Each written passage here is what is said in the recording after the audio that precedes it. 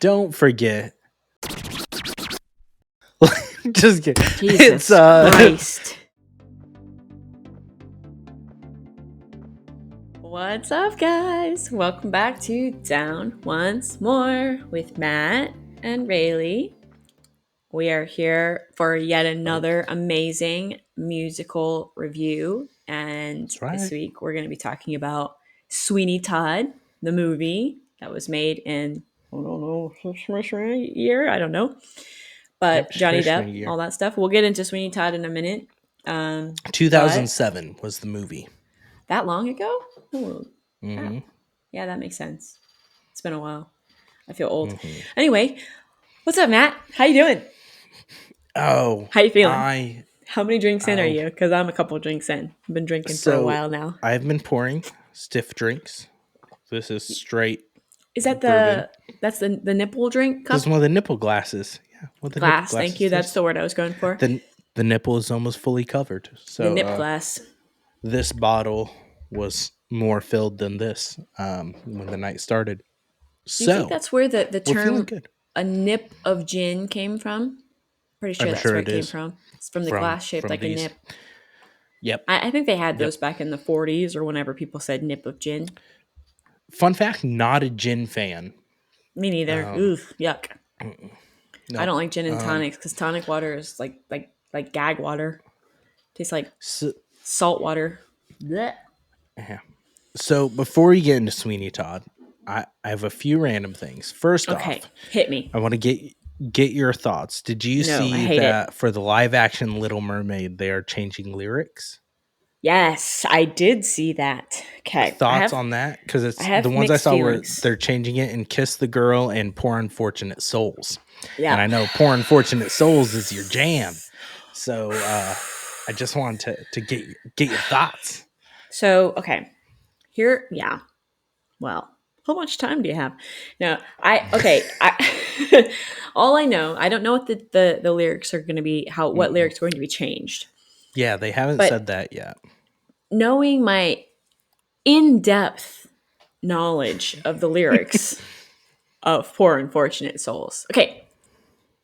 Kiss the Girl is separate. Let's talk about Poor Unfortunate Souls.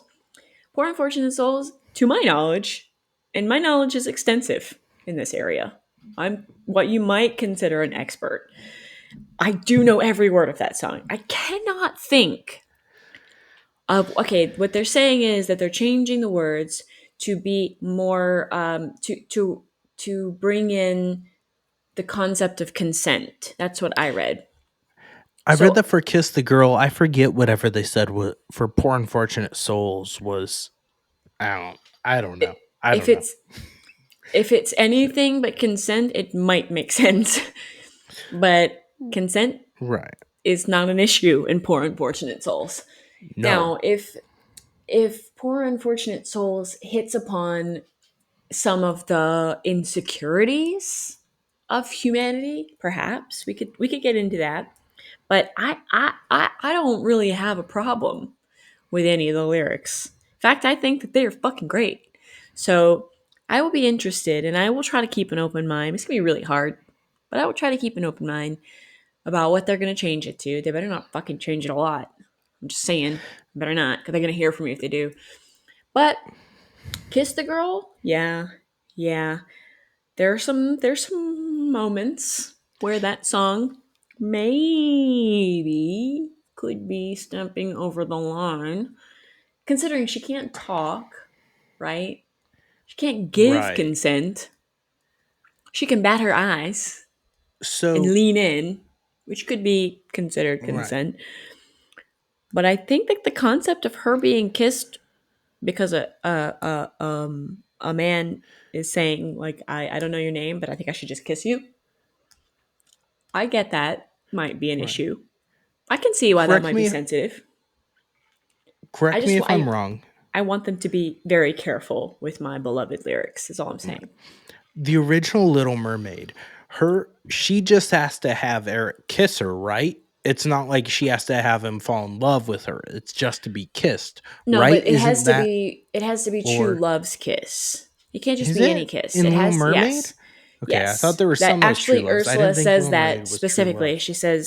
She says, and not just any kiss, a kiss of true love. So it Okay. actually has to be like, I don't just need a smack on the lips, and it has to be like, we are madly in love, or the spell will not be broken.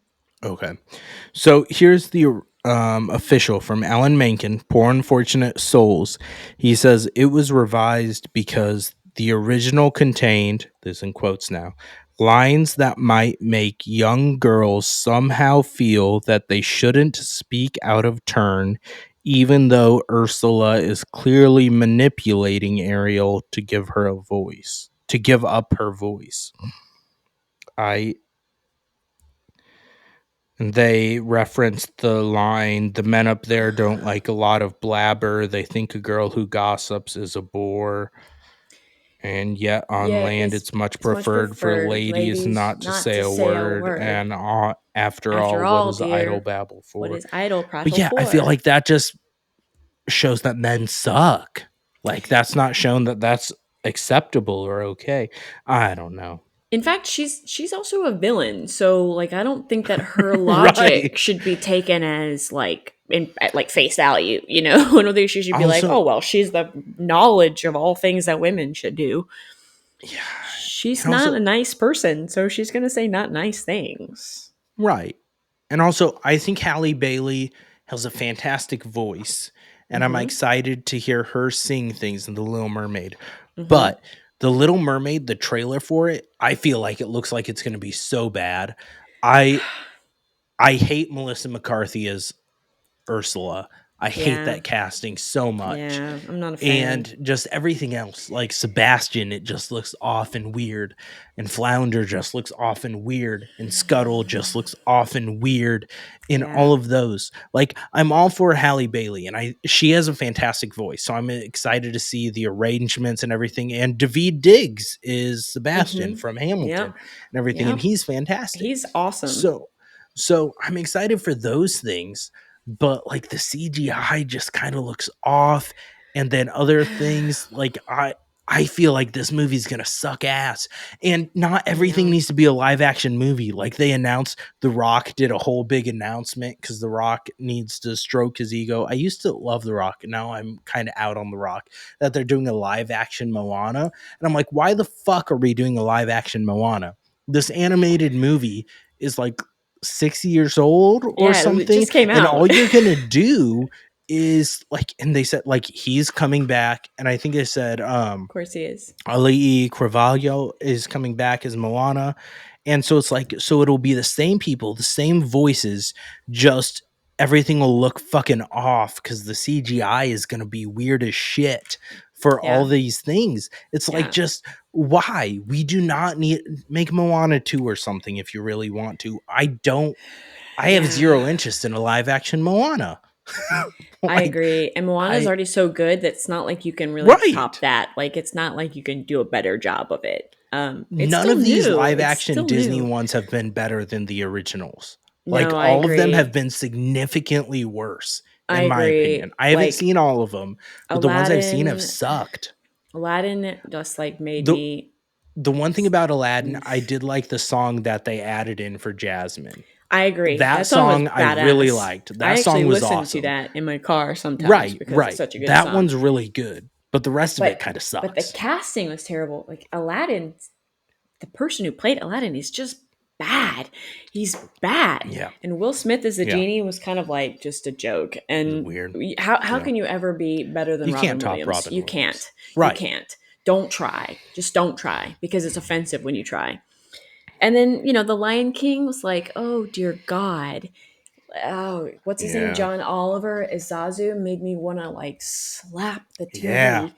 He's so annoying, and his voice is cringe. Actually have yet to see that because that had Seth Rogen as Pumbaa. Pumbaa. Which actually was probably the most appropriate casting there was because his voice actually matches he sounds like he should be Pumbaa. I can see him as Pumbaa. I haven't watched that one yet. The other casting for me was dear God. And, big surprise here, James Earl Jones as Mufasa. I feel like you guys could have been a little bit more creative. He's been the voice of that that type of anyway. But John Oliver is the one that really set me over. Having him be Zazu was like, Zazu. Oh my, his voice just makes me like, I can't. It's not good. It's not good. And the CGI is weird. It's just like you said. It's like it's just off. You watch it, and you're like, this doesn't look good. Right. It's like I'm watching the Discovery Channel for a minute. I'm actually seeing like real lions, and I'm like, oh wait, right. Their fucking face looks weird.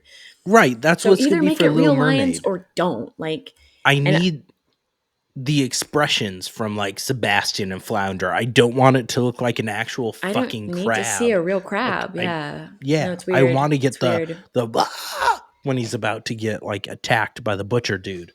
Right. John Stamos in Little Mermaid Live when we had Shaggy as Sebastian. So yeah. So funny. But I also like I have to say though that it's been making me laugh. Like we talked about the last episode, people like snowflakes getting upset about the Bud Light turning into a rainbow can. Yes. I've been laughing at the snowflakes getting upset because they're saying that Black Ariel is an offensive misrepresentation of Disney, and I'm like, dude, fucking, goddamn it's mermaid. A mythical creature. It's so stupid. You can make her purple if you want. It's like, hey, she is not real. Right. Like one of my biggest things, like this affects your life, not at all. So angry like, about this does not. So angry. Calm the fuck down. And also, can we just comment on the fact that Walt Disney made every character white because Walt Disney lived in a world where white was right. It's not okay anymore to be like Walt Disney. It wasn't okay then, but it was acceptable then. Right. He there's lots only of saw things. white because white was the only option for him at that time. Right. Otherwise, a whole lot of other characters would have been black. A whole lot of them, if they had been represented properly, they would have been black. Right. So having a Black Ariel, like not Jesus. A big stretch. Shut the fuck up. She's hardly even black. That's the thing. She's like super light skinned. Like she has this beautiful voice, beautiful hair. She has an awesome voice of Halle Bailey. Is oh my god. So like it's so funny to see people getting upset about a mythical creature being misrepresented. Like, I'm sorry, was her tail supposed to be, was she supposed to wear seashells? Is she wearing seashells? Mm-hmm. Oh, she's not wearing seashells? Oh, I don't know if she is or not. I'm not sure. I don't know. Because it really matters. It really fucking matters. Yeah. Yeah, I really want to sexualize this teenage mermaid. She's 16 in the movie. Her. She is a child. She's a creepy baby. It's weird that she's naked. Yeah.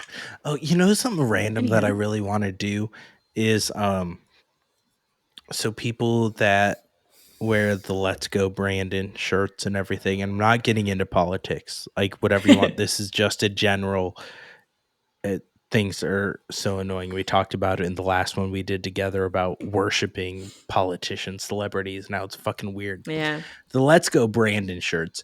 Anytime someone posts a picture of them in that, I want to make a meme of Regina George from Mean Girls saying, "Why are you so obsessed with me?" with Biden's face, and just comment that on every single person that posted a picture in that shirt. It's like, why? Like, why? I think it's dumb. Like, whether you like the guy, agree with the policies or not, like, why are we wearing merchandise like in Hercules and you're wearing his merchandise? Like, why? Why are we doing this? It's dumb. Why is this happening? Anyways, one last thing before we get into Schmigadoon. Have you been watching all of Sweeney Todd? I had Schmigadoon on my thing. We've been drinking. Totally different. Before we get into Sweeney Todd, have you been watching all the musical TV series going on right now? So we have Schmigadoon season 2 has started up. Haven't started. Rise of the Pink Ladies has started up. Haven't started. There was a new series up here on Hulu that premiered and was over. They had all 8 episodes at once.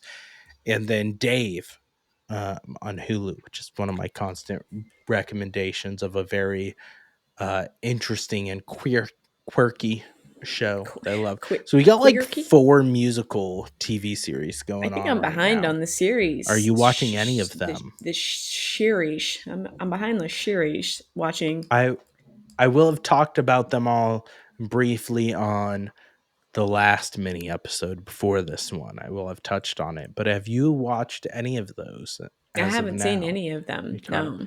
No? You haven't watched season 2 of Schmigadoon? I watched the first season of Schmigadoon. I have not seen season 2. There's 2 episodes of season 2. They released. I need to catch up because I really liked season 1. I thought it was good.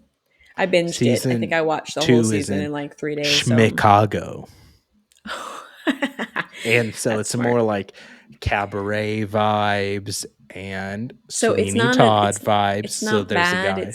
It's not like, because usually the season 2 after something so short lived as a season 1, like that, the show is it's hard to take that one to another season. It is. So as we're recording this, 2 episodes have come out so far. I have watched both of them, and they have both been pretty good. I enjoyed them. Part of that's because Keegan Michael Key does a really good job in his role, and Cicely Strong does too. But it brings in people from the previous season, so it's got a lot of the same cast. So it's got Dove Cameron, it's got Jane Krakowski, it's got Alan Cumming, it's got more of those people, and they're all in different roles in this new Chicago, and it's a different era of musicals that are more darker and not always happy endings, and there's usually a crime and stuff like that. Aaron Fiet, he shows up as like a hippie. He's got like a fro and stuff like that, and all you need is love and peace and everyone's good. No, you have to check that out. And he's good. I think the strong cast really helps Schmigadoon. And all of that. I think everyone, the performers they have singing are all really strong. I think the writing is pretty solid on it. So far, I think the first 2 episodes have been really good. And without spoilers, Rise of the Pink Ladies, that's the Grease prequel one. There's 2 episodes of that out. I think it's good. It's kind of cheesy. It's kind of over the top at some points. And I'm worried about their hour-long episodes, and they're doing 10 episodes in this season. Whoa. And I'm worried about that being far too much time. Like that is a long ass season. Like most of these other ones, like Schmigadoon's half an hour episodes. That one I talked about up here on Hulu, that's half an hour episodes. Dave, half an hour episodes. All of these, like, to have 10 hour-long episodes when the Grease movie is under 2 hours. And I haven't watched Grease 2 yet because I'm waiting until we record on that. But I'm pretty sure that's right around 2 hours. Yeah. And so to do almost 10 hours on like a prequel, I'm kind of worried about. But we'll see.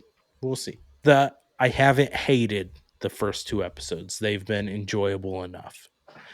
So lots more asses than I was expecting. Lots of mooning. So apparently that was a thing back then. Apparently. Well, and that's why part of it with, like, even with the first Grease, right, is there's a lot of over the top kind of cheesy acting in it. Yeah. So I'm forgiving a lot. It was also made in the 70s, so right. And so I'm forgiving a lot in this new series that does a lot of that over the top kind of cheesy acting, because I'm like, I think they're trying to be in line to and have those connections to Grease. The vibe, yeah. So it's getting a pass on a lot of things that if it wasn't connected to Grease, that I'd be bashing it for. But with that, do you want to get into Sweeney Todd? Let's talk about Sweeney Todd. Okay. I'll let you give us a summary. I have a little summary here that I just pulled up and I'll read it, but then we can talk about the actual movie. But this is a Broadway musical that's old. I don't know how old, but the version we're going to be talking about is the movie that was made in 2007. 2007. So here's the little summary of it. It says, the chill-inducing story of Benjamin Barker, an unjustly exiled man who returns to London as Sweeney Todd to seek vengeance against the corrupt judge who framed him and ravaged his young wife. This dark, witty, Tony Award-winning tale of love, murder, and revenge is not for the faint of heart. I really like that summary because it's fitting. I think, let me bring that back because I'm going to need my notes. I don't know why I put that over there. Ooh, you changed your lighting to red. For Sweeney Todd, I changed it to red. It's very appropriate. Very appropriate. I Googled it while you were reading. Sweeney Todd, the musical, 1979 is when the musical itself that's debuted. Much older than I expected.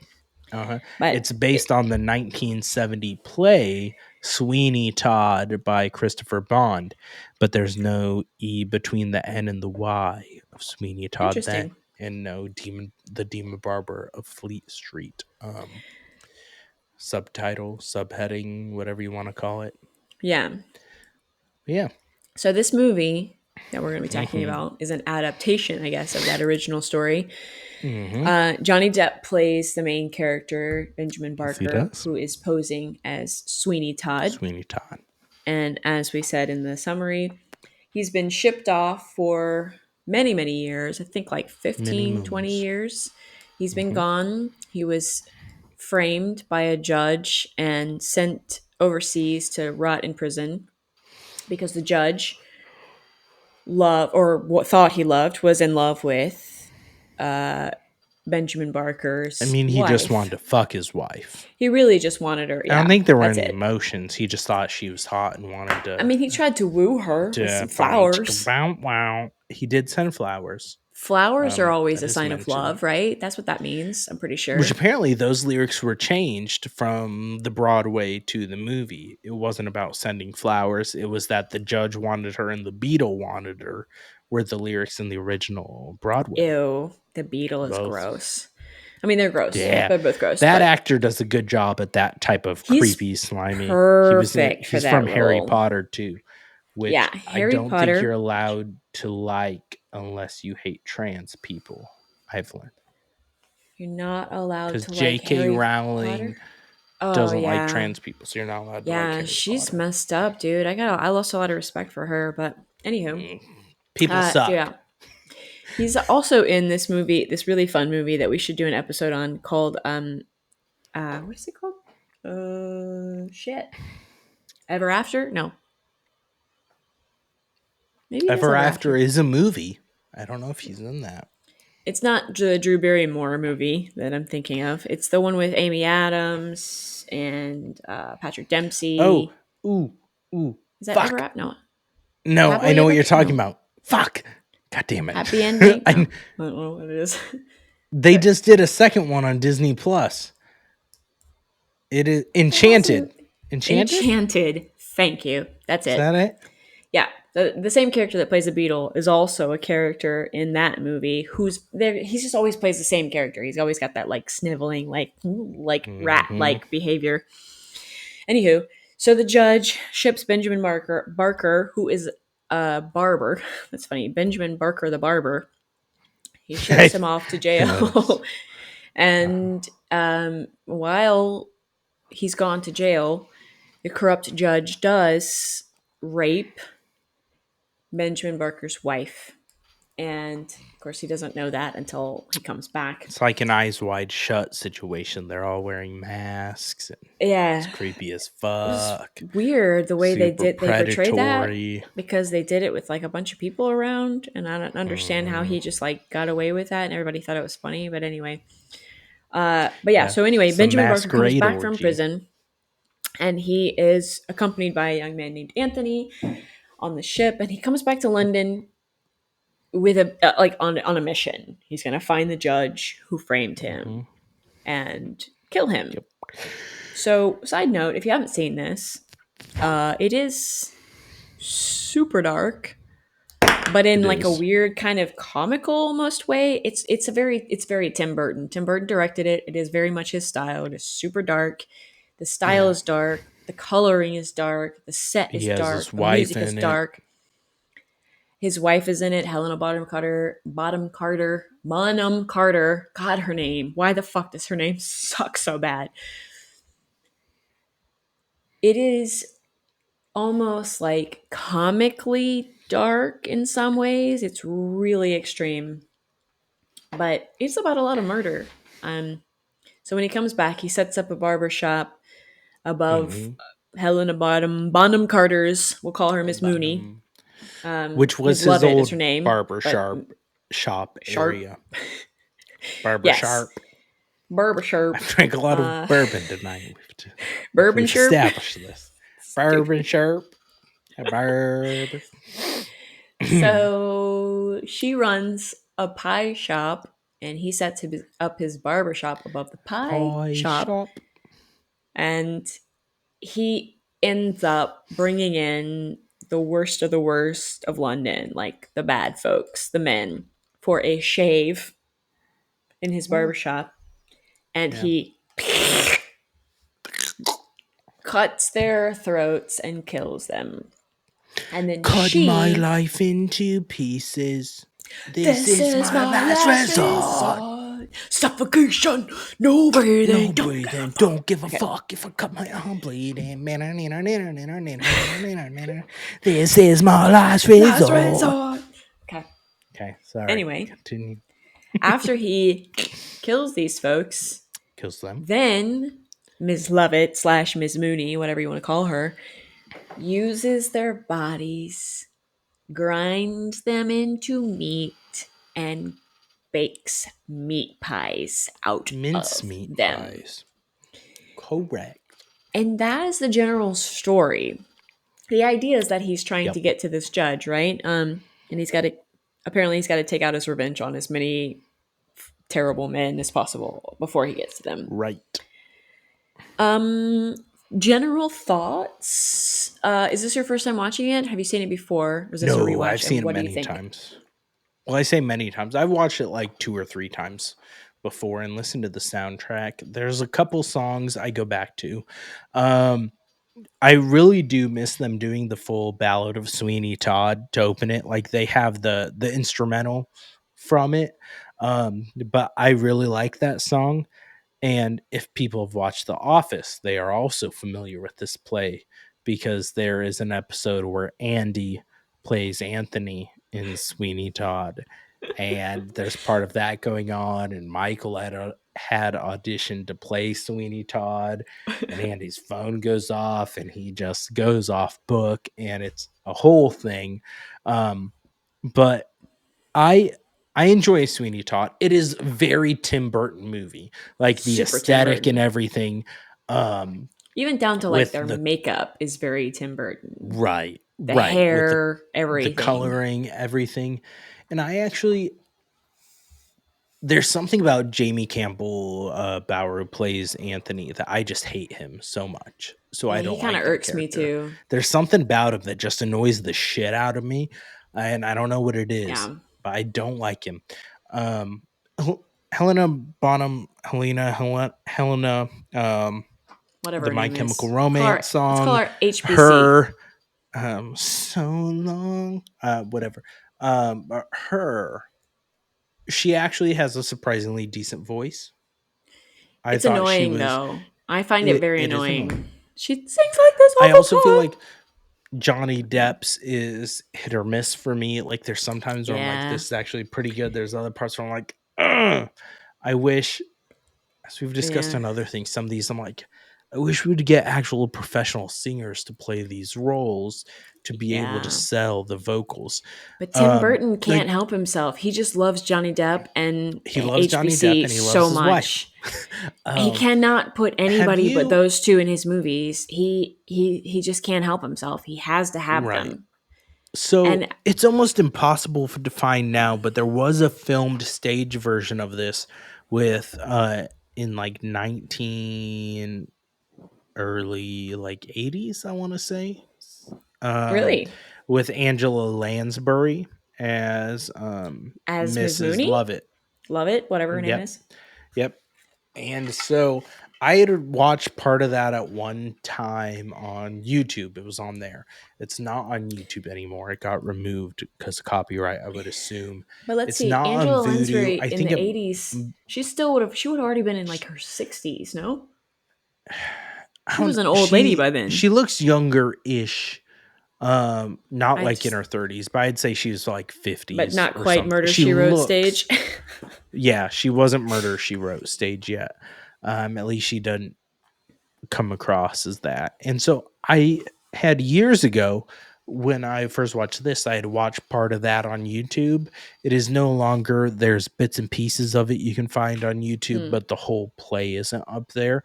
And it's not streaming anywhere, and it's not on Vudu to rent. I think it was still on Amazon to rent on Amazon Prime. So it might be on there. But there is a film stage version of this with some of the original, well, not original cast, but with that I haven't cast seen at that. the time. And there's a couple songs that were cut in the movie, a few lyrics were changed, but the sentiment from my research is that the movie as a whole was a very faithful adaptation of the play. Like the things that were changed, the biggest takeaway that I was seeing was that Joanna and Anthony's story, there's a whole another song with their meeting together, like that's more fleshed out in the stage version. And also, which notably, even though I haven't seen the stage version, but that was one of my notes actually about the movie, was that there's very little. I don't give Anthony a fuck about either of those people in the movie. Like, it's really lacking in the movie. Yeah. And it's supposed to be one of the most emotional songs. Joanna is a great song. That's a Joanna. That song is so good. I feel you, Joanna. It's really good. It's one of my favorite songs from the soundtrack. But the way you leave off with Joanna and Anthony is so like meh. Okay, but to describe this, though, Joanna is actually Benjamin Barker's daughter that he left behind as a baby when he went to jail. Yep. And when he comes back, he thinks his wife has killed herself, has committed suicide by poisoning herself. Because that's what he's told by Miss Lovett. Miss Lovett tells him that she's poisoned herself and that the wife is gone, and that Joanna has been taken in by the judge who raped and basically sent his wife into like crazy town. Yep. So Joanna is trapped in the judge's home as his ward. And a whole other like fucked up side story is that he eventually tries to marry Joanna and wants to be with her. And that's like all kinds of weird. Yeah. All kinds of weird. So fucking He's creepy. Like, the judge sucks ass. Daddy figure, and also I want to do you, and I also raped your mom. And like R.I.P. Alan Rickman. Great I have actor. That note in my notes. R.I.P. Alan Rickman. But Judge Turpin is just the ultimate fucking creep. He's so messed up. And he has no redeeming qualities, like none. No. There's nothing about him that you're kind of like, oh, well, at least he's got that. You're not sympathetic. No. Right. There's nothing you're like, oh, man. I kind of want to kill him myself. For him. Yeah, it's I'll help you. And I don't love his voice. Like, his singing voice is so deep. And I don't love his voice. It doesn't mesh. Period. His speaking voice irks me too. I actually think he's a really great actor, but he always is. But it's so good for like a creep role. But what I was going to say is that he's the perfect bad guy. He's the perfect villain. But for me, he's always Professor Snape. Like, he is Snape to a T in this movie. He speaks like Snape. He has the same mannerisms as Snape. He has the same expressions as Snape. He is Snape. He's also, he's just always going to be Snape. Like, in every character he played, he was always the bad guy that was the same, like, deep voice. Like, one of the Die Hard movies? Is that what it is? Is the first Die Hard movie he's the bad guy? Oh, yeah. I think you're right. Right? I only recently saw the first one. Like, it's really old, and I saw it like 2 years ago. I think you're right. Anyway, he takes in Joanna and he like traps her. And Anthony, the kid who ends up on the boat with Sweeney Todd to come back to London, swings by Joanna's place and sees her through a window and immediately falls in love with her. And here's where like I got I got weirded out. He goes through a window and he sees her, and he's like, "Oh, she's hot. Like, I think I love her." And Green linen bird. Do you like that song? Do you like the Green Finch and Linen Bird? Whatever Finch and Linen Bird song. I don't like that song. I hate it so much. I don't. I think it's really annoying. But I think Joanna's voice is good. She has a beautiful voice. She's probably the best singer in the whole movie. But she doesn't have any good songs to sing in this. That's like the only thing she sings is that. Yeah. And she's a sad character who has no development whatsoever. But no. That's why I'd be curious to see the stage version and that additional song and other things. Because, like, in the movie, I don't give a fuck about, don't care about Anthony and Joanna. I don't care about them at all. And she kind of sucks. Like, she's not a strong female character. No.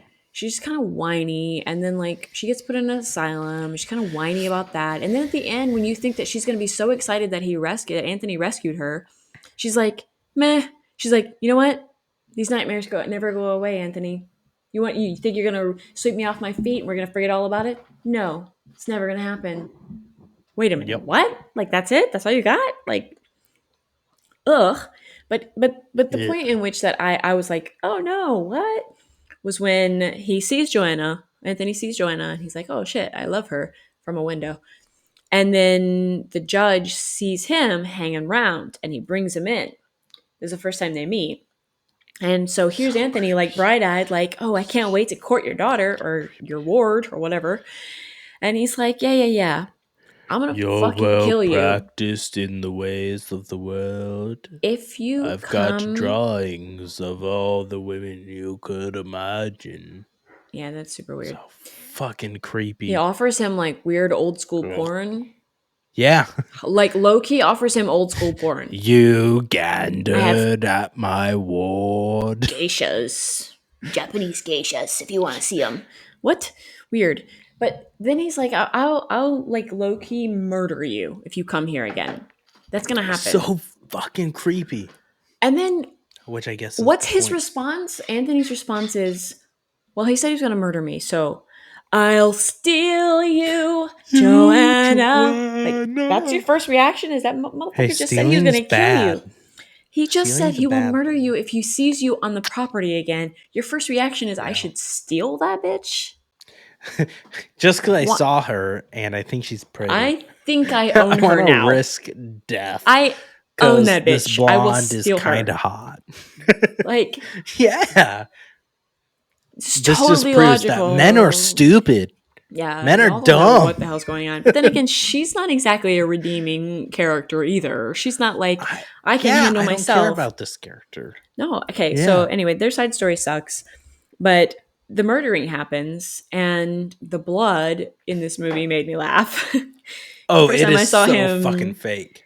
The first time I saw him slice the throat, which I think is intentional, right? I think it has to be. No, it has to be. It has to be. It was a very Tim Burton thing. This isn't Saw level blood. This is very it's like bright and fake. Like, it looks like paint. Super fake. Like, yeah, right. I mean, that's a Tim Burton thing. It was a Tim Burton thing to do that.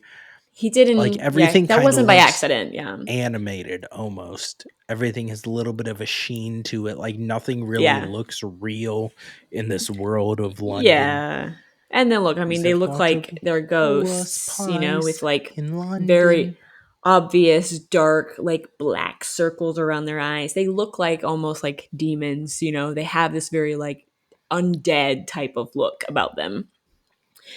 And his hair, let me just say that every character that Johnny Depp plays for a Tim Burton movie, he has Tim Burton's hair. Not normal. Like, have you ever seen a picture of Tim Burton? He looks like he has the same hair that he has in this movie, that Johnny Depp has in this movie. Yep. Tim Burton has the same hair that Johnny Depp had in Edward Scissorhands, which is a Tim Burton movie. Johnny Depp is always just Tim Burton. He's like just creating this character that is him, with the pale ass skin and the hair that's like black and weird and stringy and like sticking out everywhere. He's just creating himself. And in Nightmare Before Christmas. Like, he just made characters that were like deathly Halloween, and like this is Halloween. Halloween. Na, na, na. Yeah. But yeah, so this movie is if you don't like dark things, then don't watch anything Tim Burton ever did. But don't watch this movie. Don't watch the show. And if you like uplifting, happy endings, not for you. I guess go to church. Why not? Give it a try. Let me know how it works out for you. Yeah. I think Johnny Depp is not a good singer. I think he tries, and there are moments when he's like, okay. I think Helena Bonham Carter is not a good singer. I think she is on key, but I think her voice is so obnoxious that she can't go outside a certain range, and her only range is like to sing like this and oh my god, he's just yawning, guys. He's yawning. I always yawn. Now. That has nothing to do with tiredness. Fuck That's you. just a thing I do. It's a fun thing. I agree. I had a note that every time I watch this movie, I can't decide if I like Johnny Depp's voice as Sweeney Todd or if I fucking hate it. Like I pretty much hate go back and forth because, like you said, I don't think it's great. It's not good. Helena, whatever the fuck her name is, her HBC. I think she does a better job than Johnny Depp does. Like, she does. Voice 100%. Is better. Johnny Depp's is so like that's not what he sounds like at all. But I don't. There's just something cringe, about it that's just cringe. Off. Like no one in this movie, like no one's voice is like, oh man, I could just listen to their voice on the soundtrack all day. Like no one's good. Like Alan Rickman's not good as Judge Turpin. Sacha Baron Cohen's not good as Pirelli. Johnny Depp's not good as Sweeney Todd. You know who I do like, almost said Bob Barker. It's not Bob Barker. That's the Price is Right guy. It's whatever. Get your pet spayed and neutered, guys. Jamie Campbell Bower isn't bad. Joanna, you know who I did like bad, though? But they don't have any moments. I did like the little boy. I don't know his name, but I did like listening. He does a good job because he's adorable. He's like the only one that's really cute in the movie. Like I kind of love him. Valley's miracle elixir. Yes, yeah. It's he's a shitty ass actor. Well, he has terrible. No goddamn emotion in any of the scenes that he's in. Like I get he's a kid, but everything he's always like this.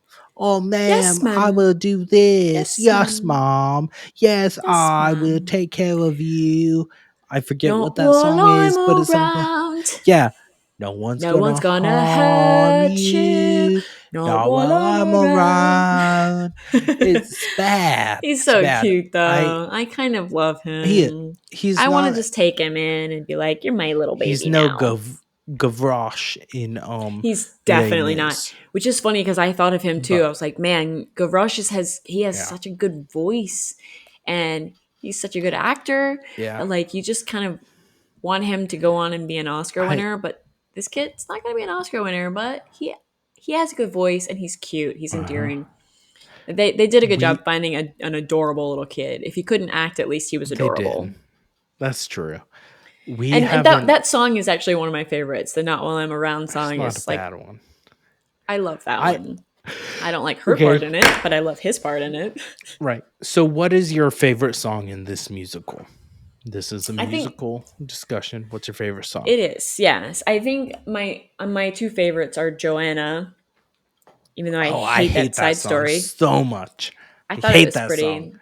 I don't like Anthony that much, but I think Jamie that song Campbell is pretty. Brower. He does have a good voice, though. Like exactly. I don't like him. There's something about the way he looks that's annoying too, and I know that's something he can't help. So sorry, dude.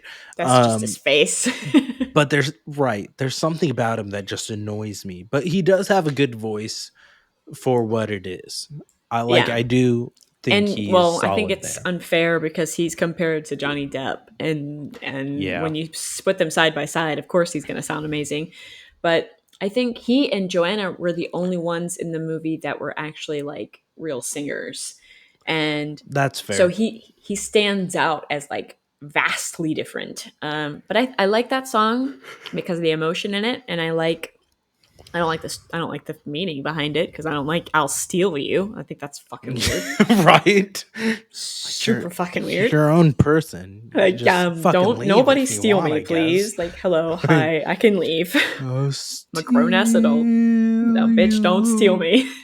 I will steal you right back. I don't like the story behind it, but I like the song, and I like the song we were just talking about. Not While I'm Around. I think that one's cute. And just because I like the kid, I don't like her part in it. I think HBC just sounds disingenuous and awkward, and he's just cute, so I love him. But I'm not actually, in general, not a really big fan of the music in this musical. I like the visual of it much more than the music itself because, again, not great singers, and so you're not going to get like a Broadway style Phantom of the Opera, big voices, booming sounds. Exactly. Johnny Depp is almost like trying to cover up the fact that he doesn't have a good voice, so he's singing kind of low and singing kind of boring. And Alan Rickman's doing the same thing. And hi, but I'm Curtis singing up here anyway. I can't sing at all. I'm singing like this. I think they're all kind of masking the fact that they don't have good voices, so the music is very muted. It's very like meh. Right. It's like I wasn't aware actually. I didn't catch it until this time when I rewatched it for a review that it was a Stephen Sondheim musical. Yeah, I saw that. Had missed that. So I think this would be really good live. I feel like if you get good, if you have a Broadway level cast or like an off Broadway cast, right. Like right now, the Broadway cast of this is insane. Like it's got Josh Groban as Sweeney Todd and Annaleigh Ashford, which she's done a number of things. She's playing Mrs. Lovett, and Jordan Fisher, who is fantastic. He played Evan Hansen on Broadway. He's playing Anthony. So like it has a fantastic cast right now on the Broadway production that is going. I could listen to Josh Groban sing Twinkle Twinkle Little Star and I'd so I feel like him as Sweeney Todd would be fucking fantastic. So like if I could see this right now on Broadway, that'd be like, that would be so good. Like I'm sure it's so good. The whole but as a movie, like you said, Alan Rickman is insanely talented. I don't like his voice in this. Most of the people in this, I don't like their voice in this.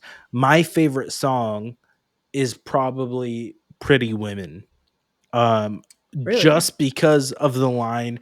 For some reason, I don't know what it is, but it always sticks out to me, the line when Johnny Depp, Sweeney Todd is like, is your delights are catching fire from one man to the next? Like when he's singing that part, and with his accent and everything, I really like that segment, and the musicality is not a word, but it is the score. Word, actually. You're right. Oh, there we go. So I'm intelligent. I just don't know it.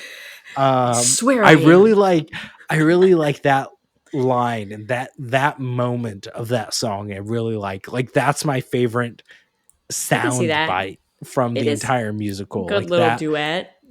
Thing. The music meshes together very well. The two parts mesh together very well. Right. And so I like that. But everything else in this is like there's some fun moments, right? There's the Pirelli bits with like Sacha Baron Cohen and that whole song with had a way too small of a part in there. Way too small of a part.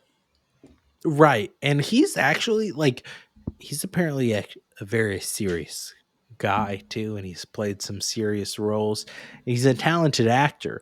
And super talented. It's very interesting as Pirelli. Apparently, in the original Broadway musical and everything, Pirelli is Irish. He reveals himself as Irish before funny. Sweeney Todd kills him. In this movie, he reveals himself as British. Correct. And so, yeah, I don't know, but like I like his character in that. Like it's fun. The whole thing with their shave off and everything like that is a lot of fun. Right. Like that's one of my favorite moments of this musical. Yeah. A For little what comic it is. relief. Like this musical isn't one I go back to. Like it's not one that I throw songs onto my playlist. My musical karaoke playlist has 0 Sweeney Todd songs. Yeah.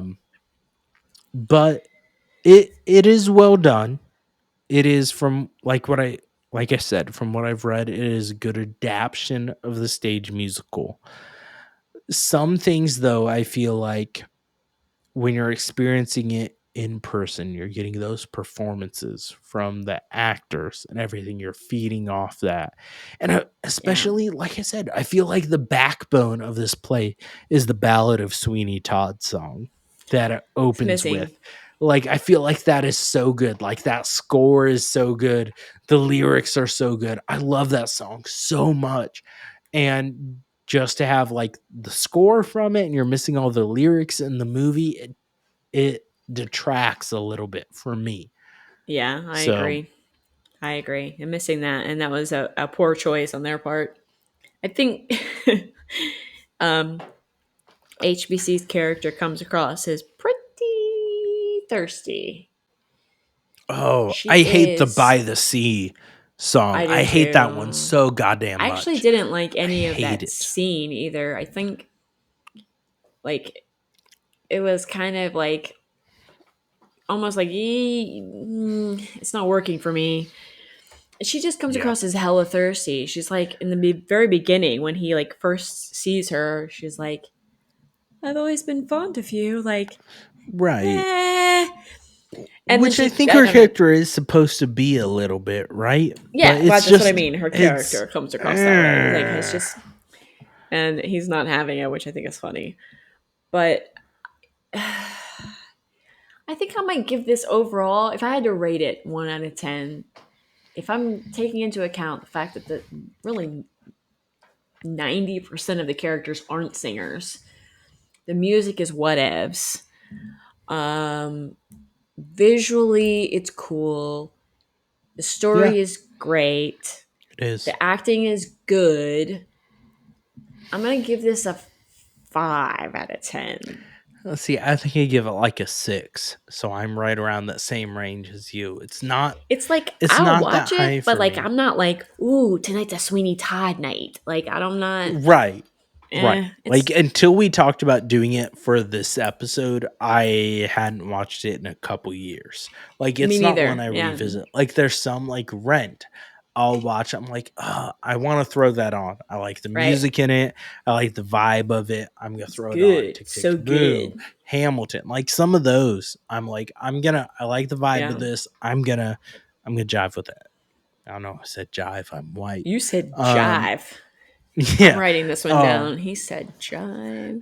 But Sweeney Todd isn't one of those for me. Like I said, it's worth a watch, but it's not something that's it's not one that I feel like it's painful to watch. Like, there's some movies, or I can't think of a specific musical, but there's some things that you watch, you're like, how much fucking time's left on this? This isn't that. No. Like, all the performances are so good in it. Like, really, realistically, like, even though everyone may not have the best voice, everyone is doing a fantastic job, I feel like, acting and playing their parts in this, except for Toby. He has no goddamn emotion throughout this whole thing. So cute. Fuck him. He's so cute. I want him to be my son. He's so cute. But everyone else, like Johnny Depp, he's a fantastic actor. Like, you can't take that away from him. Or what carry it. But some of the stuff with like Tim Burton, like if it's a Tim Burton movie, it's gonna have Johnny Depp and Helena Bonham Carter. Like that's pretty much a given, right? And so it's like, is Johnny Depp the right actor to play Sweeney Todd? Vocally, no. Emotionally, and being able to portray everything he's going through, yes. Like he did a pretty much perfect job doing that, right? Yeah. And everything he was going through. But I don't know. He's perfected the Tim Burton thing too. He's done it so many times that like they almost are in sync. Like Tim Burton knows Johnny Depp, Johnny Depp knows Tim Burton. So when you put them together, it's going to be phenomenal. And I'm just a huge fan of Tim Burton in general. I just love his style. I think that dark, sort of twisted take on things, even when it's so extreme that it's like glaring, like, oh my god, like the by the sea scene is like it's so almost like distracting how so weird, so awkward, deathly pale they are, and how like weird they look out in the sun. Like it's done on purpose. It's not like an accident. It's almost distracting from the scene how like weird they look. But that's Tim Burton. And I love that. I love that about him. So I love him and pretty much everything he's done I've loved. So I love that for that. But would I rate it in the top 10 musicals? No. No, I would not. No. It's a fun movie to watch, but it is not a great musical. I have a note about they're singing about Sacha Baron Cohen's character Pirelli. Mrs. Lovis says how he has like such a plump round frame, and it's like, this guy is skinny as fuck. Like, he's a strange being. He does not have a plump round frame. You are not getting much meat off his bones. No. So I'm going through my notes here. That's funny. Yeah, and like that was one thing. Creepy, and also I had noted, you would think that Sweeney meat. Todd would have switched to red shirts instead of the white ones and getting blood stains all over them constantly. Like, that's just poor planning. Yeah, there's probably a lot of cleanup involved after every shave. Like, he had to go and like wipe up he's an engineer. All of a sudden, he was able to create the chair that dumps people in. The chute that goes from the attic level down to the basement floor, that took a lot of engineering. Yeah, because he went straight through the restaurant down into the the bakery downstairs. But in Worst Pies of London, when there are all those fucking cockroaches, I hate that so fucking much. Like, it just makes me. That's worse than you eating people. Like, all these cockroaches that then you're smashing and then you're eating. Like, fuck that shit. Like, no. I hated that so much. I hated it. That's my least favorite part of this musical. I also thought it was has a in it. Yeah. Like, fact. We didn't even talk about that, but fact. Yeah, it's orgy masquerade. I hate it. Hate it. I was really glad it didn't last very long in the movie. Agreed. That I also thought it was fairly lazy and really, I don't know, what's the word? Irresponsible of them to grind the human being parts in such a way that Toby can bite into a pie and have a thumb. Get a finger? Right. Like, it's like, oh. You guys didn't care at all. No one caught this before. You had a bakery full of people eating meat pies. One thing I saw, but you guys didn't even you didn't debone them. You didn't take the like thumbnail off or like chop off the parts that are inedible. Not that any human being is edible, but it is technically.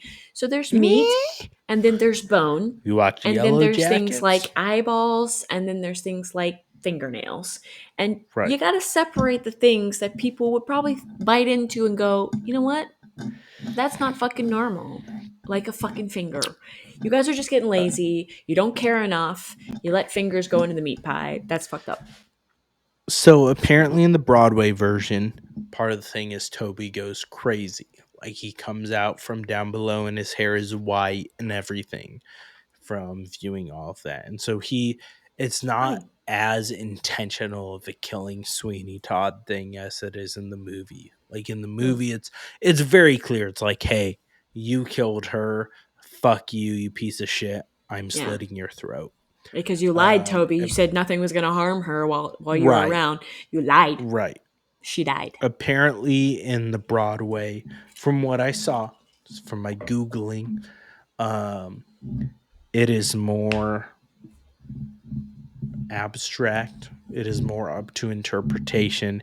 It is like he just went insane from everything he'd seen, from all the bodies falling down of the beetle and the beggar lady who was Lucy, Sweeney Todd's wife, and all of that. That, like, when he leaves that area, his hair is white and he's just kind of gone Done mad. lost his mind. So interesting.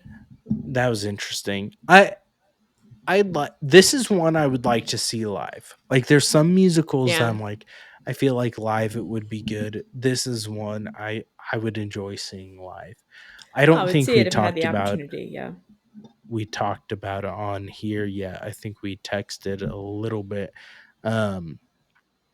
Book of Mormon is at the top of my live musical list now. Like, out of all the ones I've seen Book of Mormon, I've seen Hamilton, I've seen Phantom of the Opera, I've seen Rent, and I have seen something else that I can't think of now. There were 5 movies total. Book of Mormon is at the top of my list. It is the most fun I've had at a musical show. It's so fucking good.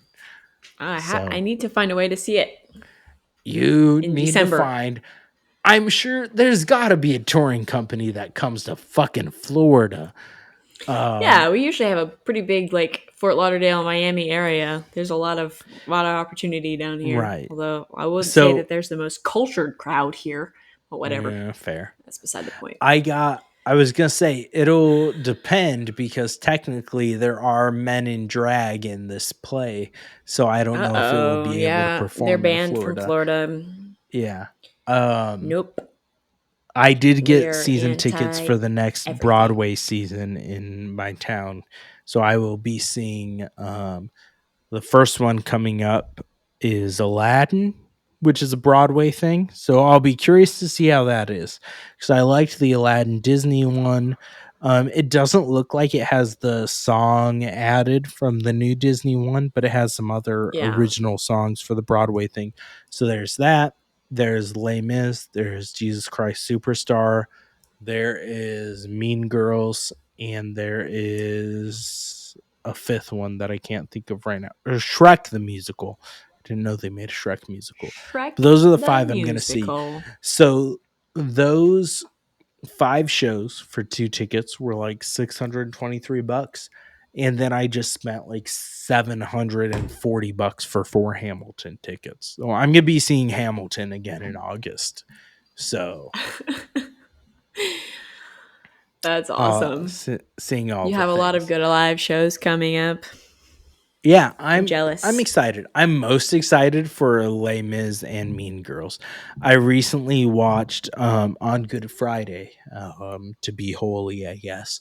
I watched the Jesus Christ Superstar movie because I'm going to be seeing that live, and I was curious. That might be the most 70s movie I have ever seen. Yeah, I believe that. I haven't seen it, but I believe that. Yeah, it is. There's tanks in it randomly and fighter planes and things. It is interesting. I'm curious. I'm excited to see it. Different things, but I don't know. So stay tuned on the podcast feed. There will be live musical mini reviews like I did on Book of Mormon, but I kept it very brief. But my recommendation is, if you don't have a stick up your ass and you're not very easily offended by saying fuck you God in the ass, mouth, and cunt, then go see Book of Mormon. Done. Very entertaining. Sold. My brother that went to Bible college enjoyed it. Okay, so if he can enjoy it, you should be able to enjoy it. Doable. It is an achievable goal. Yeah. All right. And as for Sweeney Todd, I don't have any other notes. Yeah.